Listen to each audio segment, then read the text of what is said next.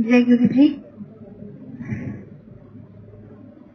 गुरु जी के पास आने से पहले मैं कान्हा जी को मानती थी, और जैसे लड्डू गोपाल को रखते हैं, सुबह से शाम उनकी सेवा करते हैं, हाथ में रखना जैसे, तो स्कूल टाइम से ही ऐसे था कि शुरू से घर वालों ने जैसे बताया कि ये सेवा है, ये भगवान है, वैसे मैं उन्हें दिन रात अपने साथ रखती थी। और यहाँ जब आना शुरू किया तो मन में ऐसे थोड़ा सा घर वालों को डाउट रहता था कि पहले कान्हा जी को मानती थी, अब कौन गुरु जी कौन नहीं।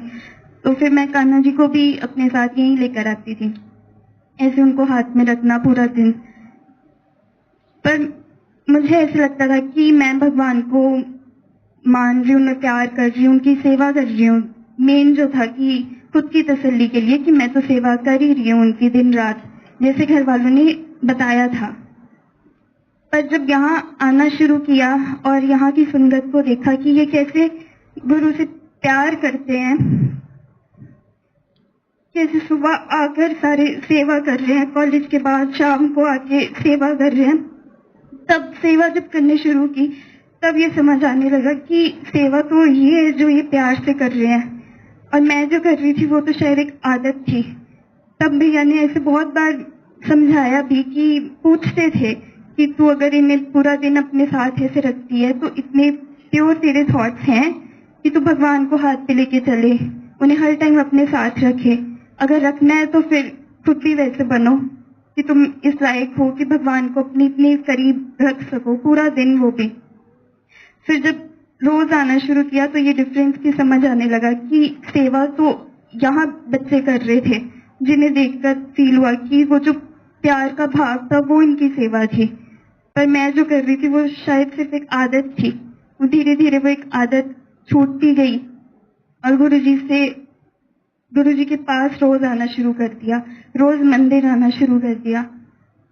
फिर आते आते कुछ टाइम ही जैसे अभी हुआ था आते हुए कि कंपनी थोड़ी ऐसी हो गई कि मंदिर के ही बच्चे जो रोज मंदिर आते थे सुबह शाम, उनके साथ उठना बैठना शुरू किया। उन्होंने मिसगाइड करने लगे। वो मुझे तो नहीं ऐसे लगता था कि मंदिर के यहाँ के स्टूडेंट्स जो रोज सुबह शाम आते हैं वो थोड़ी मिसगाइड करेंगे, बाहर की संगत कर सकती है, पर यहाँ के बच्चे थोड़ी ऐसे करेंगे। पर कुछ बीच में ऐसे थे जिन्होंने आना, कुछ कुछ काम भी करना, सेवा तो क्या ही पर काम भी करना, पर उनके साथ उठना बैठना शुरू हो गया और मिसगाइड होते होते संगत से थोड़ा दूर होने लग गई। तब फिर भैया ने डांटा, ऐसे बोला कि अगर हम कोई गलती करते हैं तो उसका दुख पहले गुरु जी को होता है, और फिर तुम्हें बाद में कभी रियलाइज वो करा दे तो करा दे, पर उन्हें बहुत दुख होता है इस बात का। चाहे तुम कोई गलती कर रहे हो, यहाँ से संगत से दूर हो रहे हो, जबकि वो खुद तुम्हें यहाँ लेकर आए हैं ना, इतने बच्चों में चूज करके, क्योंकि सब तो नहीं आते यहाँ पे। फिर इस बात को बहुत बुरा लगा उस टाइम, तो मैं ऐसे गुरु जी से मन ही मन ऐसे रोज आकर मंदिर में माफिया मांगती थी कि मेरे से गलती हो गई, उसके लिए मुझे माफ कर दो। और फिर कुछ टाइम बाद ऐसे ड्रीम आया जिसमें ऐसे दिखता है कि मैं गुरुजी के पैर छू रही होती हूँ और उनसे अपनी सारी गलतियां बताकर उनसे ऐसे माफी मांग रही होती हूँ कि मेरे से ये सारी गलतियां होंगी, इसके लिए आप मुझे, शायद ये भी नहीं कह रही होती कि आप मुझे माफ कर दो, बस अपनी गलतियां उन्हें बता रही होती हूँ और रो रही होती हूँ। तो गुरुजी ऐसे उठाते हैं और हक कर लेते हैं। जैसे गुरुजी हक करते हैं तो मैंने खुद से ऐसे पीछे करती हूँ कि मैं इस लायक नहीं कि आप मुझे इतनी अपने पास लेकर आओ। तो मैंने बहुत जोर से इसे पीछे करने की कोशिश कर रही होती हूँ और गुरुजी उतनी जोर से हक करते हैं और करके रखते हैं जब तक मैं रो रही होती हूँ। फिर आते आते सबके सत्संग सुने, भैया ने और संगत ने, सबने ये समझाना शुरू किया कि गुरुजी सिर्फ इस फिजिकल फॉर्म तक ही लिमिटेड नहीं है, वो एक डिवाइन पावर है, उनकी डिविनिटी के साथ जुड़ना जरूरी है। कि हमने गुरुजी को फिजिकल फॉर्म में नहीं देखा, पर गुरुजी ने अपना निराकार रूप यहाँ सबको दिखाया, सबको फील कराया।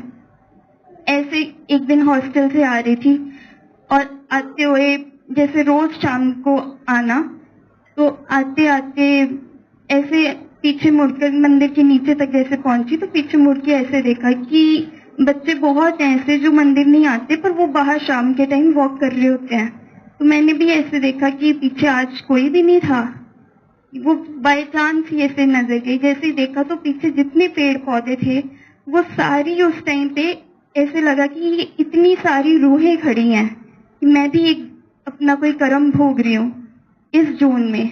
वैसे ये सारी रूहें खड़ी हैं और ये सारे गुरुजी का जैसे रूप है, वो पेड़ पौधे, वो हवा चलना, वो पंछियों की आवाज, वो सब कुछ उस टाइम पे बहुत ही डिवाइन फील हो रहा था और बहुत ही इंटेंस। फिर भी मंदिर आई, जैसे ही दरवाजा खोला अंदर आई, माथा टेका और जैसे ही बैठी तो पहला ही थॉट गुरुजी को देख के, गद्दी को देख के, स्वरूप को देख के पहला यही आया कि गुरुजी आप तो बाहर थे, अभी तो ये मंदिर भी एक तरह से ये माया लग रहा है कि आपको तो मैंने बाहर फील किया था अभी, तो फिर यहाँ अंदर कौन है। और उस दिन वेट हो रही थी कि कब टाइम हो शाम का कि 6:30 बजे और मैं फटाफट बाहर जाऊं कि गुरुजी तो बाहर थे, कि आपकी प्रेजेंस जो टच आपका फील किया वो तो वहां था। ये मंदिर तो ये माया की तरह लग रहा था उस दिन। फिर उसके बाद भी आते रहे, आते आते बहुत चेंजेस आए। जैसे गुरुजी हम सुनते हैं कि पुरानी संगत को कहते थे कि आंधे रहा करो। अब लगता है अपनी में मेरी बहुत ज्यादा तो कोई जर्नी नहीं है, सिर्फ 4-5 साल हुए हैं, बहुत ओल्ड संगत है, बहुत सारे, बट जितनी देर मेरी जर्नी है उसके एक्सपीरियंस के बेसिस पे अगर मैं कहूँ तो बद्दी संगत एक ऐसा परिवार है जिसमें ये सारा परिवार हाथ पकड़ के चल रहा है। मैं तो शायद आई बाद में और भटक पहले गई, कि गिर पहले ही गई और 4-5 सालों में बहुत बार गिरी और हर बार गिर के उठना बहुत मुश्किल लगता था। ऐसा लगता है कि तुम ही हो बस शायद जो गुरुजी की बैक लिस्ट में हो, जो कुछ नहीं, किसी लायक नहीं, पर गुरुजी खींच खींच के तुम्हें अपने साथ रखा। अब ऐसे लगता है कि नहीं, ये सारी संगत है जो हाथ पकड़ के चल रही है। तुम कहीं थक जाओगे, रुक जाओगे, गिर भी जाओगे, नहीं चल पाओगे ना, तो कोई है जिसका हाथ तुमने आगे से भी पकड़ा और पीछे से भी, और ये खुद तुम्हें अपने साथ चला लेंगे बिना किसी एफर्ट के, किसी और के एफर्ट के थ्रू भी हम एक कदम और आगे चल पड़ते हैं, और वो हर कदम गुरु की ओर होता है। और वो हर कदम बहुत जरूरी है, बहुत जरूरी। लाइफ में बहुत कुछ जरूरी लगता था पहले भी कि ये काम जरूरी है, वो जरूरी, ये रिश्ता जरूरी, वो रिश्ता जरूरी। अब लगता है नहीं, ये सारे रिश्ते जिसके मुंह में फंसे हुए हैं ये सब गुरुजी के दिए हुए हैं। पेरेंट्स बहुत प्यार करते हैं, भाई बहुत प्यार करते हैं, सब दोस्त बहुत प्यार करते हैं, सारी संगत प्यार करती है, पर ये सब गुरुजी का दिया हुआ है। किसी के मुंह में फंस के आपसे दूर ना हो जाओ। ये डर, कभी कभी किसी अपने से बड़े से बात करो तो वो कह देते हैं कि अभी तुम्हारी समझ इतनी है ना तो तुम ऐसे बात करते हो, धीरे धीरे तुम्हारी समझ बदलेगी तो तुम्हारे सोचने का तरीका बदलेगा। तो मुझे लगता है कि नहीं, अगर ये ना समझी है इस उम्र की तो ये ऐसी ही रहे, ये ना कभी इससे ज्यादा समझ ही ना आए फिर कभी कि और क्या जरूरी है और क्या नहीं। जय गुरु जी।